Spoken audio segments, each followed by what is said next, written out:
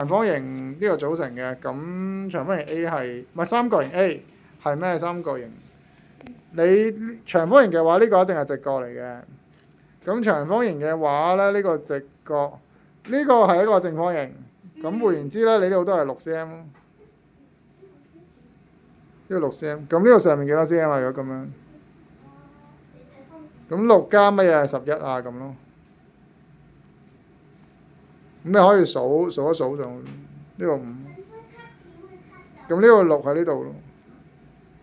咁呢度係呢個唔係一個等腰咯，唔係等腰咯，係淨係直角啫嘛。咁所以 A 係直角咯，明唔明啊？呢度好似我頭先咁做得。咁 C 嘅面積係幾多？正方形 C 咪自己乘自己咯，邊長6乘6咯，6乘6。A 同 B 嘅總面積係幾多？你加埋佢咯，呢度係一個長方形嚟㗎嘛。呢個長方形嘅長係6，個闊係5咯，咁你乘埋佢咪得咯。跟住你呢度佢個正方形手拍周界係咁樣。周界俾咗你揾邊長點揾啊？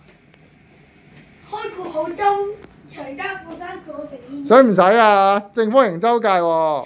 長乘闊。